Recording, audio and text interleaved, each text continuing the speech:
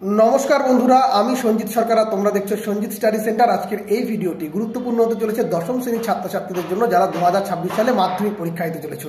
সামনেই তোমাদের unit test পরীক্ষা আর তোমাদের ইউনিট টেস্ট পরীক্ষার গুরুত্বপূর্ণ বাংলা বিষয়ে সম্পূর্ণ সাজেশন আজকের এই ভিডিওতে তুলে ধরবো, তাই ভিডিওটি শেষ অবধি না কেটে দেখো, উপকার অবশ্যই পাবে।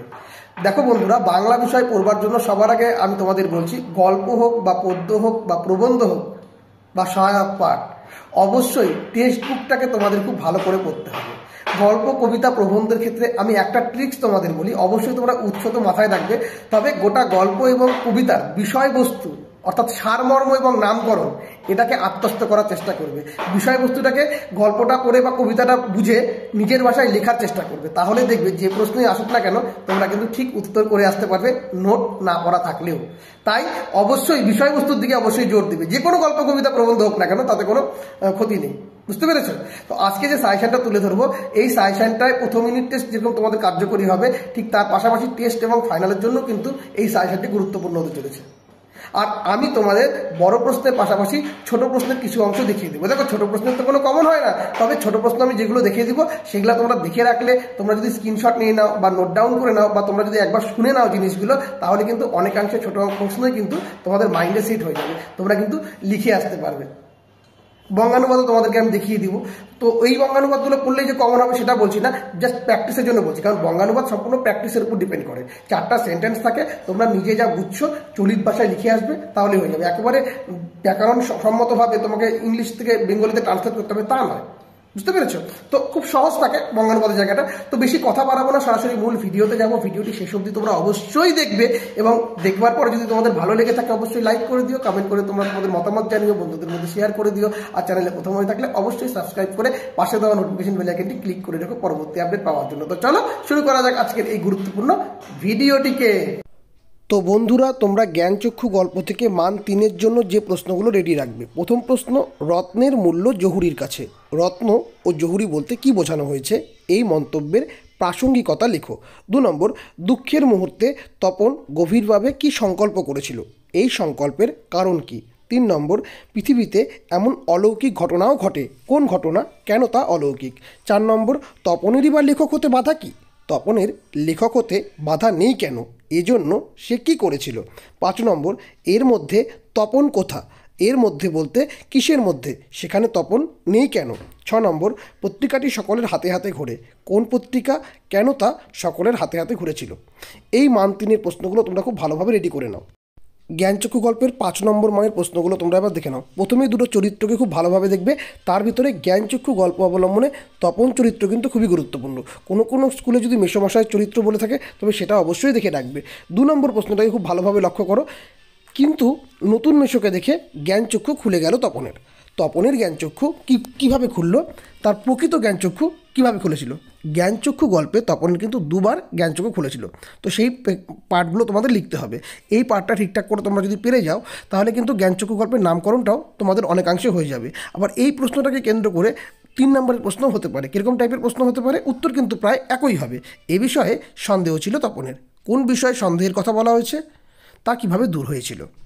আর একটা লেখক সম্পর্কে তপনের ধারণা কী ছিল, পরে সেই ধারণার কেমন বদল ঘটে। 3 নম্বর প্রশ্ন, জীবনের সবচেয়ে সুখের দিনটি তপনের কাছে কিভাবে সবচেয়ে দুঃখের দিন হয়ে উঠেছিল। তপনের মনে হয় আজ তার জীবনের সবচেয়ে দুঃখের দিন, কোন দিনটির কথা বলা হয়েছে, কেন তা দুঃখের। আবার এই প্রশ্ন ঘুরিয়ে বলতে পারে, তপন আর পড়তে পারে না, বোবার মতো বসে থাকে, তপনের এমন অবস্থার কারণ বর্ণনা করো। বা প্রশ্ন এভাবেও বলতে পারে, তপন যেন কোথায় হারিয়ে যায় এইসব কথার মধ্যে, কোন সব কথার মধ্যে, তার এমন অবস্থার কারণ কি।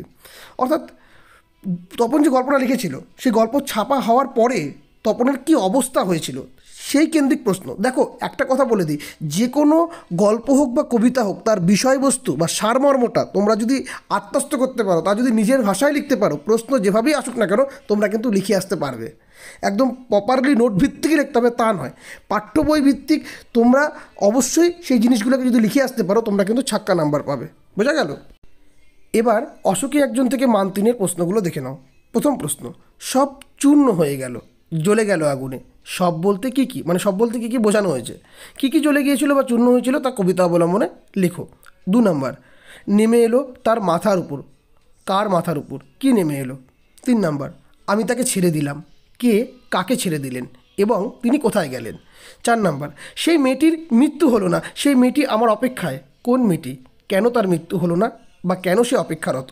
5 নাম্বার, শিশু আর বাড়িরা খুন হলো, কেন খুন হয়েছিল? শিশু আর বাড়িরা খুন বলতে কী বোঝানো হয়েছে বা উদ্ধৃতাংশে তাৎপর্য লেখো। 6 নম্বর, তারা আর স্বপ্ন দেখাতে পারলো না, তারা কারা? তারা কেন আর স্বপ্ন দেখাতে পারেনি? তো এই প্রশ্নগুলো অবশ্যই গুরুত্ব সহকারে তোমরা তৈরি করবে। এই কবিতা থেকে 5 নম্বরের জন্য একটি প্রশ্নকে খুব ভালো করে রেডি করবে। যেখানে ছিল শহর সেখানে ছড়িয়ে রইল কাঠ কয়লা, শহরের এমন অবস্থা কিভাবে হলো তা কবিতা অবলম্বনে আলোচনা করো। বা প্রশ্নটা ঘুরিয়ে বলতে পারে, তারপর যুদ্ধ এলো, তারপর বলতে কখন, যুদ্ধের পরিণতি কী হয়েছিল? বা প্রশ্নটা এরকমও বলতে পারে, সমস্ত সমতলে ধরে গেল আগুন, সমতলে কেন আগুন ধরেছিল, তার পরিণতি কী হয়েছিল? অর্থাৎ অসুখী একজন কবিতা অবলম্বনে কবিতার যে যুদ্ধের যে ভয়াবহতা এবং তার পরিণতি, এটা তোমরা ভালো করে আত্মস্থ করলেই যে প্রশ্নই আসুক তোমরা লিখে আসতে পারবে। তো এই প্রশ্নটা ভালোভাবে রেডি করবে। এবার আয় আরও বেঁধে বেঁধে থাকি এই কবিতা থেকে মান 3-এর যে প্রশ্নগুলো তোমরা রেডি করবে। প্রথমে বলে নিই, এই কবিতাটা তোমরা খুব ভালোভাবে আত্মস্থ করবে এবং প্রত্যেকটা লাইনের কিন্তু প্রসঙ্গসহ তাৎপর্যগুলো তোমরা দেখবার চেষ্টা করবে। বেশ কিছু ইম্পর্টেন্ট লাইন তোমাদের সামনে তুলে ধরছি, যেরকম তবু তো কজন আছে বাকি, উদ্ধৃতাংশের প্রসঙ্গ তাৎপর্য লেখো। আমাদের শিশুদের সব ছড়ানো রয়েছে কাছে দূরে, উদ্ধৃতাংশের প্রসঙ্গ তাৎপর্য লেখো। আমাদের ইতিহাস নেই, কাদের কেন ইতিহাস নেই?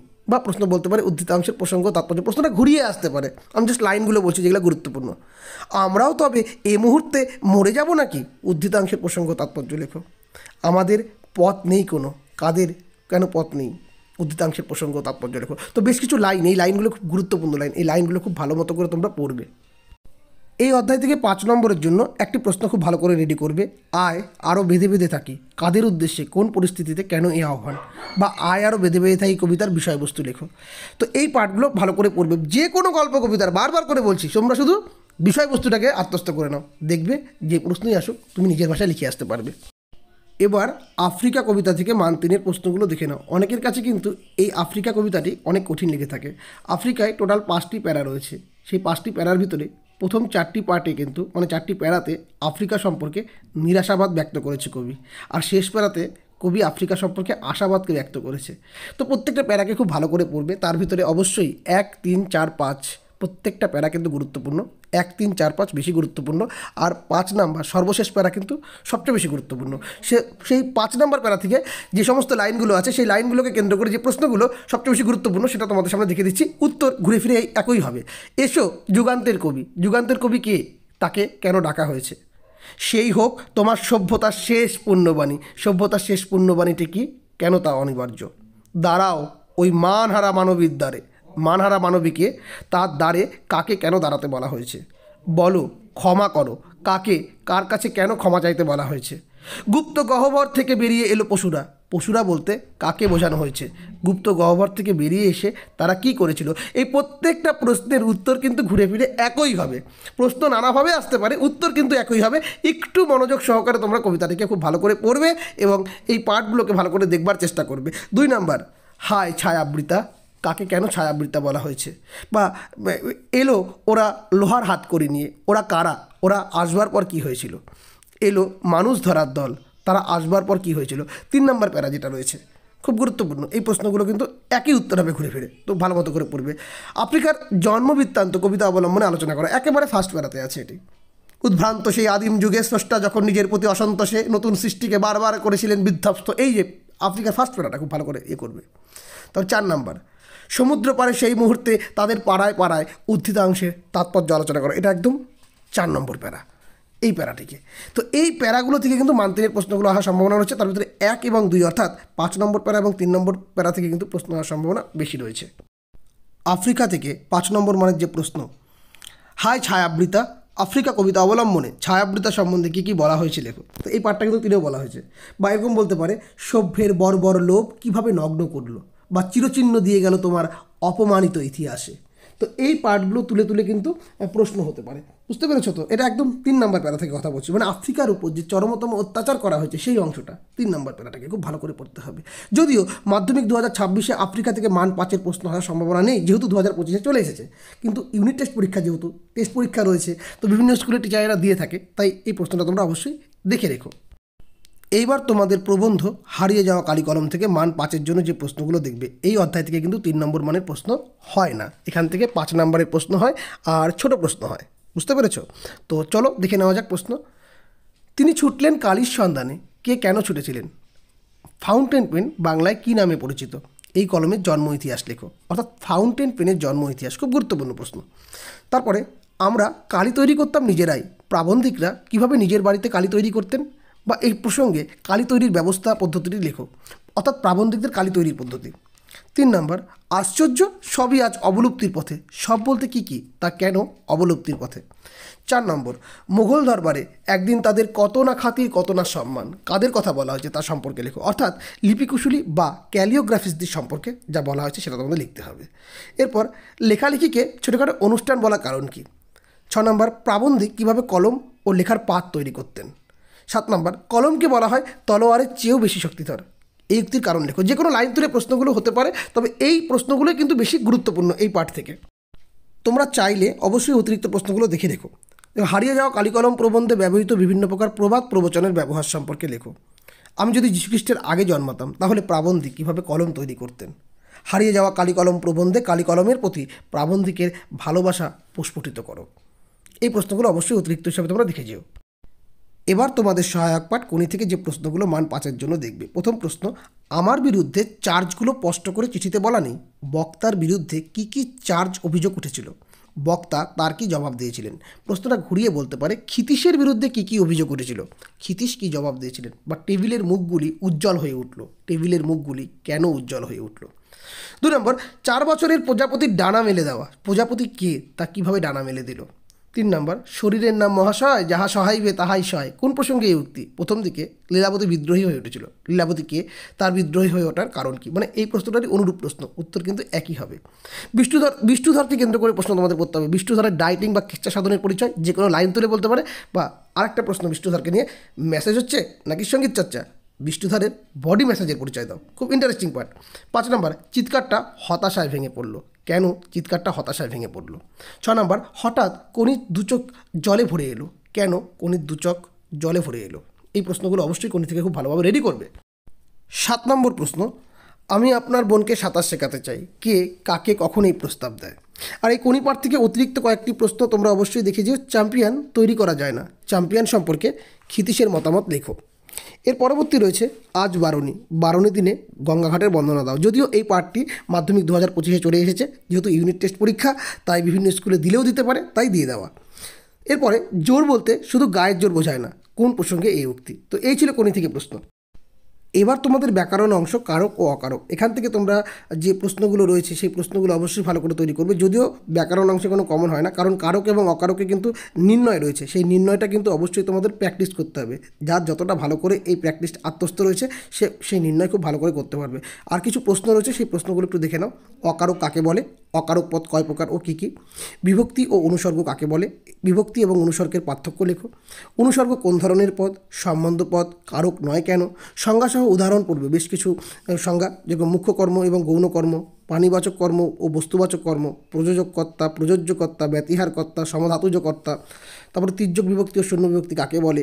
নির্দেশক কাকে বলে? বিভক্তি স্বর্গের অর্থ কী? বিভক্তি শব্দের পরে বসে না আগে বসে? উদাহরণসহ কর্মে বিবসা এবং করণে বিবসা। লক্ষণাত্মক কারণ, মেয়েটি স্বভাবে খুব আন্তরিক, স্বভাবের নিচে দাগ, এখানে দাগ দেওয়া হয়নি। আর তো নির্ণয় রয়েছে। তো এই পার্টগুলো অবশ্যই তোমরা কিন্তু সংজ্ঞা আকারে পড়ে রাখবে। আর এবার আমি তোমাদের সামনে যে কথাটা বলবো সেটা হচ্ছে বঙ্গানুবাদ। বঙ্গানুবাদ কিন্তু সম্পূর্ণ প্র্যাকটিসের বিষয়। তোমাদের 4টি সেন্টেন্স দিয়ে দেওয়া হবে, সেই সেন্টেন্সগুলোকে তোমরা নিজের মতন করে যা বুঝতে পারছো সেই অনুযায়ী চলিত ভাষায় লিখলেই হবে। একদম প্রপারলি যে লিখতে হবে তার কোনো মানে নেই। আমি বেশ কিছু বঙ্গানুবাদ তোমাদের সামনে দেখিয়ে দিচ্ছি, তোমরা প্র্যাকটিস করো। তবে এখান থেকে যে বঙ্গানুবাদ কমন পাবে এর কোনো গ্যারেন্টি আমি বলছি না, কারণ বঙ্গানুবাদ প্র্যাকটিসের বিষয় রয়েছে। বুঝতে পেরেছো? দেখো, বঙ্গানুবাদগুলো আমি তোমাদের সামনে তুলে ধরছি, তোমরা বঙ্গানুবাদগুলো একটু দেখে নাও। এগুলা জাস্ট বাড়িতে প্র্যাকটিস করার জন্য আমি তোমাদের দেখিয়ে দিচ্ছি। তোমরা স্ক্রিনশট নিয়ে বঙ্গানুবাদগুলো অবশ্যই কিন্তু ভালো করে বাড়িতে প্র্যাকটিস করতে পারো। তবে এখান থেকেই যে প্রশ্ন কমন আসবে এর সিউরিটি কিন্তু আমি দিচ্ছি না কখনোই।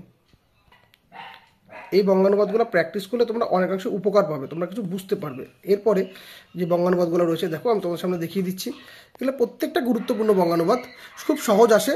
4টা লাইন তোমাদের দিবে, সেই 4টা লাইন তোমাদের প্র্যাকটিস করতে হবে। বুঝতে পেরেছো? খুব ভালোভাবে এই বঙ্গানুবাদগুলো প্র্যাকটিস করো বাড়িতে, উপকার অবশ্যই আসবে। খুব সুন্দরভাবে দেওয়া রয়েছে। এই বঙ্গানুবাদগুলো তোমরা খুব ভালো মতো করে প্র্যাকটিস করো। 10টা বঙ্গানুবাদ আমি তোমাদের সামনে তুলে ধরলাম, তো এই 10টা বঙ্গানুবাদ তোমরা অবশ্যই ভালো করে প্র্যাকটিস করবে। কারক অকারক থেকে তোমরা ছোট প্রশ্ন যেগুলো দেখবে। বিভক্তি শব্দের অর্থ কি? বিভাজন। বিভক্তি সবসময় বসে কখন? শব্দের পরে। বিভক্তি চিহ্ন লোপ পায় সম্বন্ধ পদে। বিভক্তির প্রধান কারক হলো কর্ম ও অধিকরণ কারক। অন্যকে দিয়ে কাজ করিয়ে নেয় যে কর্তা, তাকে বলা হয় প্রযোজক কর্তা। শব্দকে পদে পরিণত করে বিভক্তি। অনুসর্গ বসে নামপদের পরে। লেখক লেখেন এই বাক্যের কর্তাটি হলো সমধাতুর্য কর্তা। গুলো, টি, খানা এগুলি কিসের উদাহরণ? অপশন ক নির্দেশক। বাক্যে অপ্রাণীবাচক বা বস্তুবাচক কর্মকে বলে মুখ্য কর্ম। ক্রিয়াকে কি দিয়ে প্রশ্ন করলে যে কর্মটি পাওয়া যায় সেটা হচ্ছে মুখ্য কর্ম। শূন্য বিভক্তির চিহ্ন হলো স্বরীয়। ধাতু বিভক্তির অপর নাম ক্রিয়া বিভক্তি। ক্রিয়ার আধারকে বলা হয় অধিকরণ কারক। মায়ে ঝিয়ে ঝগড়া হয় এই বাক্যের কর্তাটি হলো ব্যক্তিহার কর্তা। এবার কিছু এসিকিউ প্রশ্ন তোমাদের দেখিয়ে দিই আমরা। প্রশ্নগুলো দেখে নাও, উত্তরগুলো তোমরা লিখে নিও বা তোমরা স্ক্রিনশট নিতে পারো। প্রত্যেকটি প্রশ্ন তোমরা স্ক্রিনশট নিয়ে নাও, নিয়ে বাড়িতে অবশ্যই প্র্যাকটিস করো। উপকার অবশ্যই পাবে এখান থেকে প্রত্যেকটি প্রশ্নকে তোমরা বাড়িতে কিন্তু প্র্যাকটিস করে নিতে পারো। প্রত্যেকটি প্রশ্ন এখানে কিন্তু দেওয়া আছে উত্তর, তোমরা স্ক্রিনশট নিয়ে নিতে পারো অবশ্যই। দেখো এখানটায় প্রত্যেকটা আমি অ্যান্সার তোমাদের দেখিয়ে দিচ্ছি, তোমরা অ্যান্সারগুলো স্ক্রিনশট নিয়ে নিও। এই প্রশ্নগুলো অবশ্যই প্র্যাকটিস করো, অনেক উপকার পাবে তোমরা। শুধুমাত্র ইউনিট টেস্টের জন্য নয়, টেস্ট পরীক্ষা এবং ফাইনালের জন্য কিন্তু এই প্রশ্নগুলো প্রত্যেকটা গুরুত্বপূর্ণ। প্রত্যেকটি প্রশ্ন এখানে গুরুত্বপূর্ণ রয়েছে।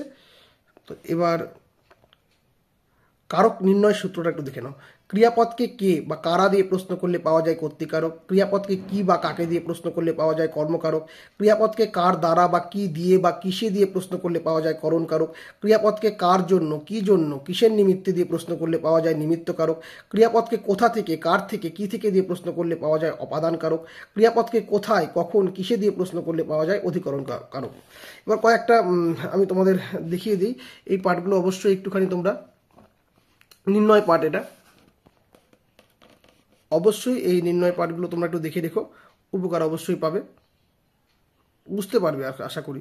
প্র্যাকটিস করে থাকলে তো খুব ভালো, তাছাড়া যারা প্র্যাকটিস করোনি তারা একটু দেখে রাখো, তাহলে কেন একটু বুঝতে পারবে। এখান থেকে যে কমনভাবে এর কোনো সুযোগ নেই, গ্রামারের কোনো কমন হয় না নির্ণয়ের।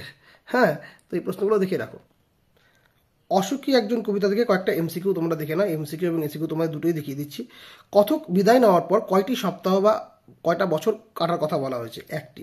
সে জানতো না, সে কি জানতো না যে কথক আর কখনো ফিরে আসবে না। বৃষ্টিতে ধুয়ে দিল। বৃষ্টিতে কি ধুয়ে দিয়েছিল? পায়ের দাগ। অপেক্ষারত মেয়েটি মাথার উপর বছরগুলো নেমে এসেছিল কিভাবে? পরপর পাথরের মতো। শান্ত হলুদ দেবতারা ধ্যানে ডুবেছিল হাজার বছর। মিষ্টি বাড়িটির কোথায় ঝুলন্ত বিছানাটি ছিল? বারান্দায়। কথক বিদায় নেওয়ার সময় অপেক্ষারত মেয়েটি দাঁড়িয়েছিল কোথায়? দরজায়।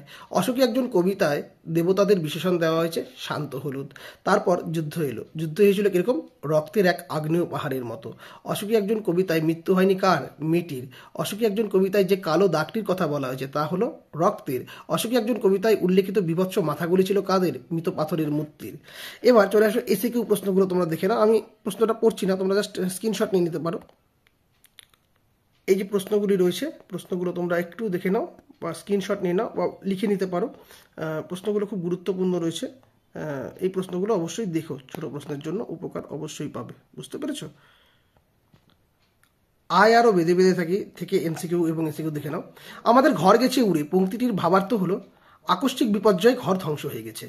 কবিতায় উল্লেখিত হিমানির বাঁধটি রয়েছে পায়ে পায়ে। আমাদের মাথায় কি রয়েছে? বোমারু। আমাদের কথা কে বা জানে? আমরা হলাম কারা? অসহায় মানুষ। হয়তো গেছে মরে। কি মরে যাওয়ার কথা বলা হয়েছে? পৃথিবী। আমাদের চোখ মুখ ঢাকা। আমরা ভিখারি কত মাস? 12 মাস। কবির মতে আমরা কোথায় কোথায় ফিরেছি? দৌড়ে দৌড়ে। পথ শব্দটি আয় আরও বেঁধে বেঁধে থাকি কবিতাতে ব্যবহৃত হয়েছে কয়বার? 2 বার। কবিতায় কবি কিভাবে বেঁধে বেঁধে থাকতে বলেছেন? হাতে হাত রেখে। তো এবার এসিকিউগুলো দেখে নাও। এসিকিউগুলো কিন্তু অবশ্যই গুরুত্ব সহকারে তোমরা দেখবে। এই এসিকিউগুলো কিন্তু আয় আরও বেঁধে বেঁধে থাকি থেকে খুবই গুরুত্বপূর্ণ রয়েছে। আফ্রিকা থেকে তোমরা যে ছোট প্রশ্নগুলো দেখবে। পাঁচি ধরিত্রীর বুকের থেকে ছিনিয়ে নিয়ে গেল, কে ছিনিয়ে নিয়ে গেল? রুদ্র সমুদ্রের বাহু। স্রষ্টা ঘন ঘন মাথা নেড়ে ছিলেন কেন? অধৈর্য হয়ে। আফ্রিকা কবিতায় সমুদ্রকে যে বিশেষণে বিশেষায়িত করা হয়েছে সেটা হচ্ছে রুদ্র। সভ্যতার শেষ পুণ্যবাণীটি হলো ক্ষমা করো। নতুন সৃষ্টিকে বারবার বিধ্বস্ত করেছিলেন কে? স্রষ্টা।